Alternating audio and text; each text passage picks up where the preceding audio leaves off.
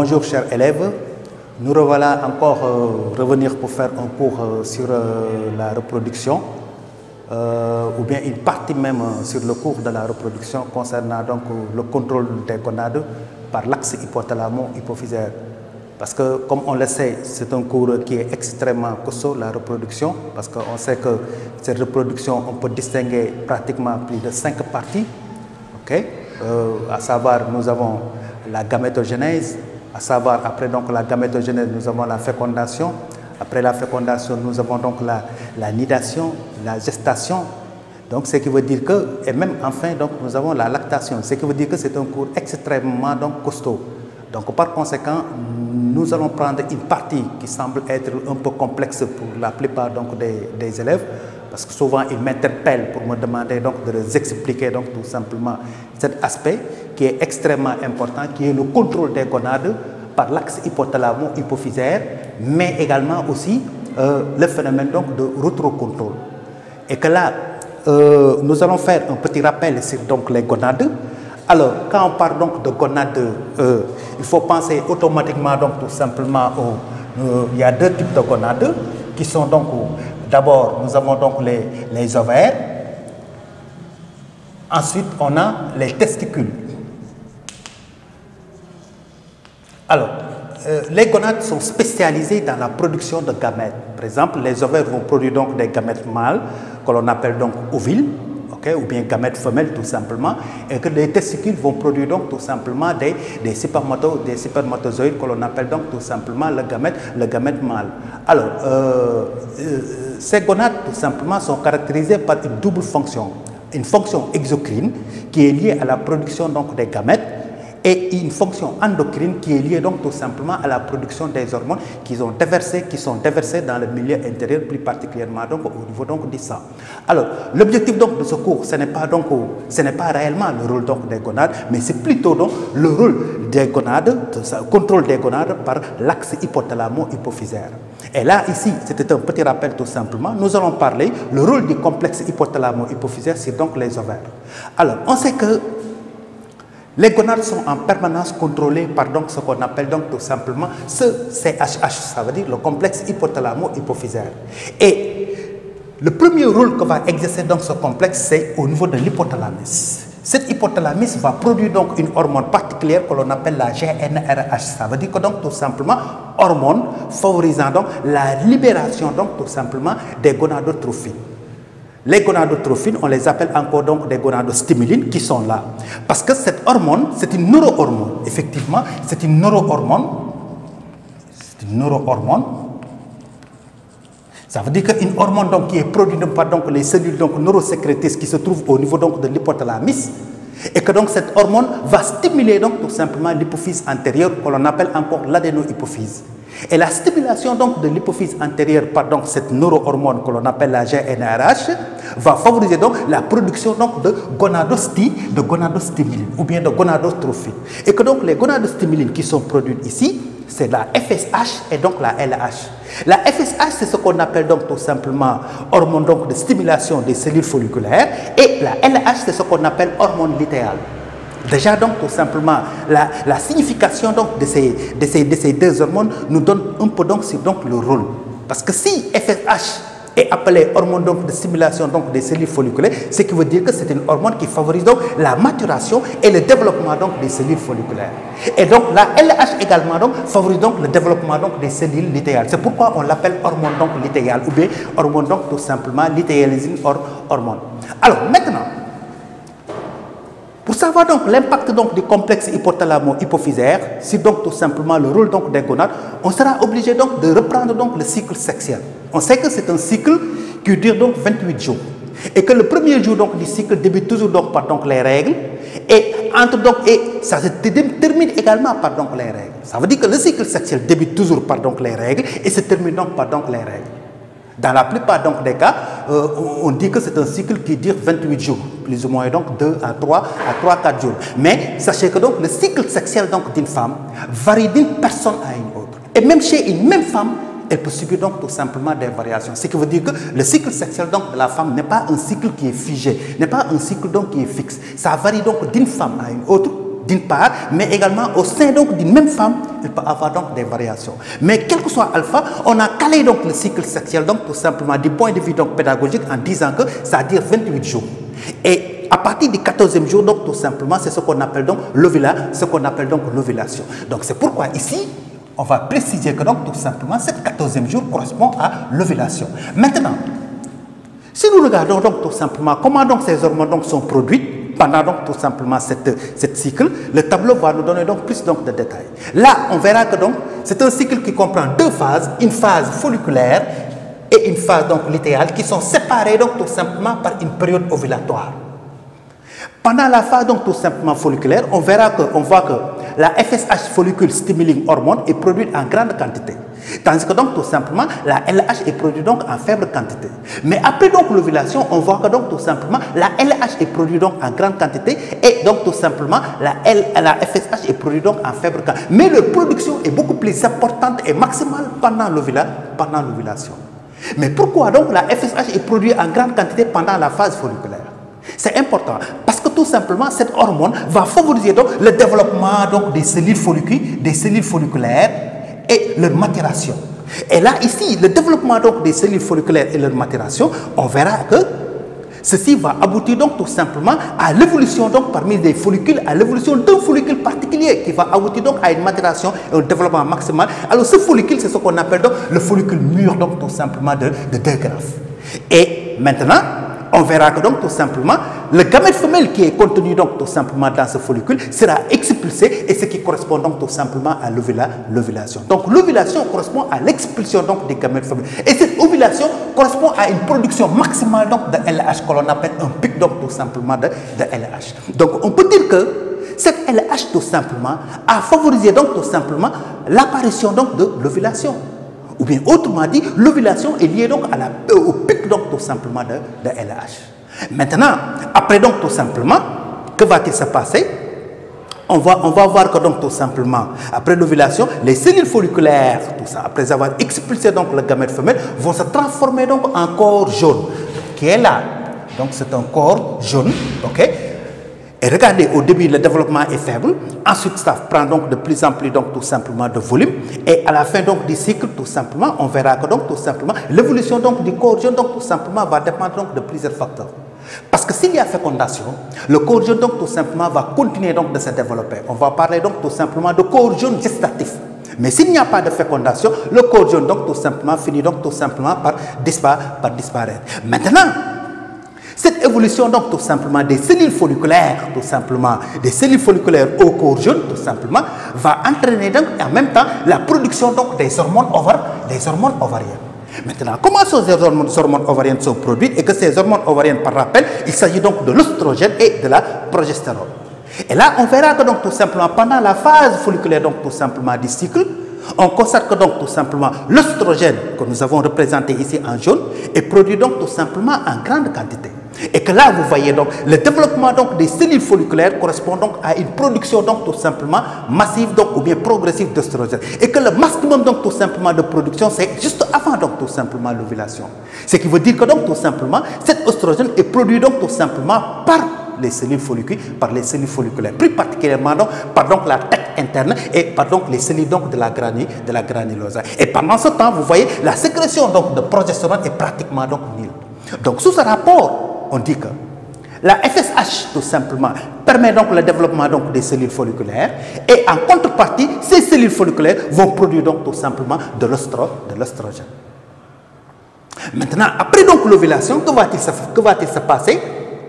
Les cellules folliculaires donc, contenant donc la gamète femelle vont se transformer donc en corps jaune. Et regardez ici ce qui se passe. Le corps jaune donc tout simplement va continuer donc de produire donc les hormones ovariennes, que sont donc l'œstrogène et la progestérone. Mais regardez ici, la production donc de progestérone ne semble être donc débutée réellement donc tout simplement à partir du moment où le corps jaune a été donc tout simplement formé durant donc la phase donc lutéale. Mais en même temps également, le corps jaune produit donc tout simplement de l'œstrogène.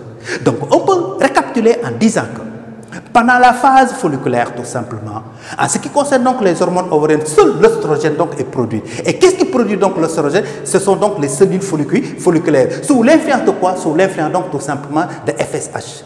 Et après donc l'ovulation, on voit que donc tout simplement l'œstrogène et la progestérone sont produits donc par donc tout simplement le corps jaune. Sous l'influence de quoi? Sous l'influence donc tout simplement de la LH. Parce qu'à partir de ce moment, le rôle principal donc de la LH, c'est de favoriser donc le développement donc du corps jaune. Et ça, c'est un fait qui est extrêmement important.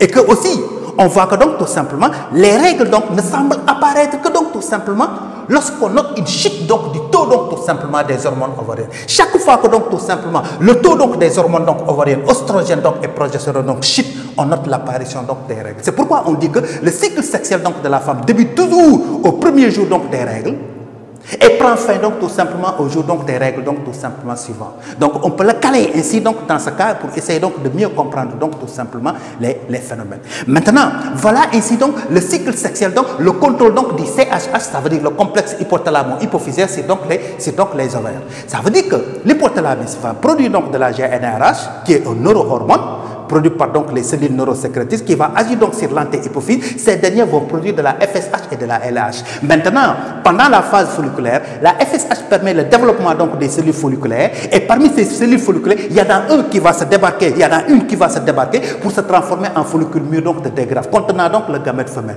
Et après donc tout simplement l'expulsion, le gamète femelle donc sera expulsé, c'est l'ovulation, et cette ovulation correspond toujours au pic donc tout simplement de LH. Et après donc l'ovulation, le corps jaune donc tout simplement rompu, les cellules folliculaires vont se transformer donc tout simplement en corps jaune, ok? Et ces corps jaunes, donc ce corps jaune va produire donc l'œstrogène donc et la progestérone sous l'action donc tout simplement de la LH. Là aussi c'est un fait qui montre que donc tout simplement les hormones donc tout simplement de les gonadostimulines contrôlent donc l'activité donc tout simplement des ovaires et que donc tout simplement ces gonadostimulines donc tout simplement de l'antéhypophyse sont sous le contrôle donc tout simplement de la GnRH donc de l'hypothalamus. Ce qui montre que donc effectivement que les gonadostimulines sont les gonades sont sous le contrôle en permanence de l'axe hypothalamo donc tout simplement hypophysaire. Maintenant, dans le cas donc tout simplement des testicules, les testicules, comme nous l'avons dit également, sont des organes mixtes parce qu'ils ont à la fois une fonction exocrine qui est liée à la production donc des spermatozoïdes, mais également une fonction endocrine qui est liée donc à la production donc tout simplement des hormones. Là aussi, tout comme donc les ovaires, l'hypothalamus va produire donc une neurohormone que l'on appelle la GnRH qui va agir donc sur l'antéhypophyse et l'antéhypophyse va produire donc la FSH et la LH. Et quelle est l'action donc de ces gonadostimulines? Nous allons voir que donc la FSH permet donc le développement donc des types séminifères, tandis que donc la LH permet donc le développement donc des cellules donc de Leydig. Mais les types séminifères donc tout simplement et les Leydig constituent donc tout simplement les testicules en réalité. Alors là, les types séminifères, le développement donc des types séminifères va favoriser donc tout simplement la spermatogénèse, tandis que donc les cellules de Leydig vont favoriser donc la testostérone. Et que donc cette testostérone va agir en même temps sur donc tout simplement la spermatogénèse, aboutissant à la production donc des spermatozoïdes. Alors que donc la testostérone, c'est ce qu'on appelle l'hormone mâle, l'hormone qui permet donc de maintenir, de développer donc tout simplement les caractères sexuels donc secondaires donc tout simplement chez l'homme. Voilà donc en grosso modo donc tout simplement l'essentiel donc tout simplement du rôle donc de l'axe hypothalamo-hypophysaire donc dans le contrôle donc des gonades. Maintenant, ce rôle tout simplement a des conséquences parce que ça permet donc tout simplement l'existence donc de rétrocontrôle. Ça veut dire que de la même façon que donc l'axe hypothalamo-hypophysaire contrôle donc tout simplement les gonades en retour vont exercer ce qu'on appelle un rétrocontrôle, c'est cet axe donc hypothalamo-hypophysaire. Mais comment se fait donc ce rétrocontrôle? Alors chez la femme, on note l'existence de deux types de rétrocontrôle. Un rétrocontrôle qui est négatif et un rétrocontrôle donc tout simplement qui est positif. Le rétrocontrôle donc négatif peut être observé donc tout simplement de deux façons. Il y a deux types de rétrocontrôle donc négatif chez la femme et un rétrocontrôle donc positif. Le premier rétrocontrôle donc négatif est observé donc pendant la phase folliculaire et la phase donc tout simplement et à la fin de la phase donc tout simplement lutéale. Et regardez ici. Pendant la phase folliculaire et à la fin donc de la phase lutéale, on a un dénominateur commun. C'est quoi? Ça veut dire que la sécrétion donc tout simplement d'œstrogène et de progestérone est basale. Donc ce qui veut dire que lorsque donc pendant la phase folliculaire, lorsque donc le taux d'œstrogène en début de la phase folliculaire est extrêmement faible, Cette production faible d'oestrogène va exercer donc un rétrocontrôle donc négatif sur donc le complexe hypothalamo donc sur le complexe hypothalamo-hypophysaire.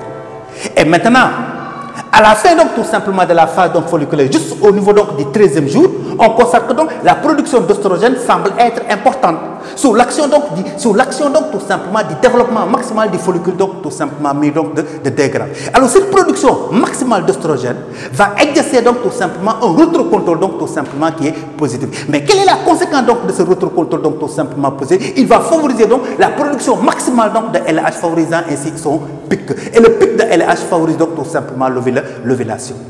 Et que là aussi, enfin donc tout simplement de la phase donc tout simplement littéral, on note un autre rétrocontrôle donc tout simplement qui est négatif. Mais ce rétrocontrôle donc négatif semble exercer donc tout simplement par une production faible donc tout simplement de la progestérone. Et cette chute donc tout simplement du taux donc tout simplement des hormones donc tout simplement des hormones ovariennes à la fin donc tout simplement du cycle va exercer un rétrocontrôle donc négatif sur le complexe donc hypothalamo-hypophysaire. Donc on a deux types de rétrocontrôle donc négatif, en début donc de la phase folliculaire et en fin donc de la phase donc tout simplement littéraire, et un rétrocontrôle donc tout simplement positif, ok, juste là au niveau donc tout simplement du 13e jour. Et que le rétrocontrôle donc tout simplement, les deux rétrocontrôles négatifs sont exercés donc respectivement par une faible taux donc tout simplement par un faible taux donc d'oestrogène juste en début donc de la phase donc folliculaire, et que le rétrocontrôle donc tout simplement positif est exercé donc par une forte production donc d'oestrogène juste ici donc à partir donc du 13e jour avant donc l'ovulation, et qui a pour conséquence de favoriser un pic donc de LH. Par contre donc tout simplement le rétrocontrôle donc négatif est exercé ici donc par une faible production donc tout simplement de la progestérone. Voilà donc en ce qui concerne donc les phénomènes donc tout simplement de rétrocontrôle. Et que là, ce rétrocontrôle donc tout simplement, ces phénomènes de rétrocontrôle négatif et positif chez la femme ont permis donc une application biotechnologique qui est donc tout simplement l'utilisation des pilules contraceptives. Parce que tout simplement, la plupart donc tout simplement des méthodes contraceptives donc tout simplement ont recours donc à l'utilisation donc tout simplement de l'utilisation donc de pilules combinées d'oestrogène et de progestérone. Et l'objectif donc tout simplement c'est quoi? C'est de favoriser donc tout simplement en permanence donc un rétrocontrôle donc négatif. Et que ce rétrocontrôle donc tout simplement négatif empêche toujours l'apparition donc tout simplement d'un pic donc tout simplement de LH, de telle sorte que donc il n'y aura pas donc d'ovulation. Et quand il n'y aura pas donc d'ovulation, il n'y aura pas donc tout simplement de fécondation. Et qu'en contrepartie également, les femmes qui ont donc des problèmes donc de stérilité, si cette stérilité est liée donc à une dormance donc tout simplement des ovaires pendant un certain temps extrêmement important, que va-t-il se passer? Souvent donc tout simplement les praticiens ont l'habitude donc de donner donc des comprimés qui vont favoriser donc tout simplement une production maximale donc de LH afin donc de favoriser donc tout simplement l'ovulation. Ce qui veut dire que donc ils vont favoriser donc tout simplement l'apparition donc ils vont favoriser donc le rétrocontrôle donc cette fois-ci qui est donc tout simplement positif et qui favorise donc tout simplement la production d'un pic donc de LH qui va entraîner donc tout simplement l'ovulation. Alors chez l'homme également, le phénomène donc de rétrocontrôle donc existe, parce que n'oubliez pas que donc l'activité sexuelle donc de l'homme est différente donc de celle donc tout simplement de la femme, parce qu'on sait que donc chez la femme l'activité donc sexuelle débute donc dans la vie embryonnaire, parce que les cellules folliculaires ont commencé à se développer pendant la vie donc tout simplement embryonnaire, alors que chez l'homme l'activité sexuelle débute qu'à partir donc de la puberté. Et là, à partir donc de la puberté, on verra que donc tout simplement cette hormone qui est donc tout simplement la testostérone et qui est produite donc par donc les cellules donc de Leydig sous l'influence donc tout simplement de LH et donc de la GnRH doit être constant dans le milieu intérieur, doit avoir une valeur plasmatique seuil. Mais dès que donc tout simplement ce seuil donc tout simplement est dépassé, que va-t-il se passer? Cette testostérone donc tout simplement va exercer donc un rétrocontrôle donc négatif sur le complexe donc tout simplement hypothalamo donc tout simplement hypophysaire. Et cela a pour conséquence quoi? Ça veut dire que de freiner donc tout simplement l'action donc tout simplement de la LH sur donc les cellules de Leydig et de freiner également donc tout simplement la production donc tout simplement de testostérone. Parce que n'oubliez pas qu'à partir donc de la puberté, le taux donc tout simplement de testostérone doit garder donc une valeur plus ou moins donc constante. Mais dès que donc cette valeur donc tout simplement est dépassée, dans ce cas donc on va assister à un phénomène de rétrocontrôle donc négatif. Par contre, lorsqu'il y a une baisse donc de cette valeur, on va assister à une baisse du rétrocontrôle donc tout simplement négatif. Voilà donc chers élèves, tout ce que je voudrais donc tout simplement dire à propos donc du contrôle des gonades par l'axe donc hypothalamo-hypophysaire, mais en même temps également expliquer le phénomène donc de rétrocontrôle exercé donc tout simplement par donc les hormones donc ovariennes d'une part et d'autre part également donc par donc la testostérone. Et notez que donc chez la femme, on a deux types de rétrocontrôle, un rétrocontrôle qui est négatif et un rétrocontrôle donc qui est positif. Par contre, chez l'homme, le rétrocontrôle est toujours donc tout simplement négatif. Donc nous vous donnons rendez-vous la prochaine fois, Inch'Allah.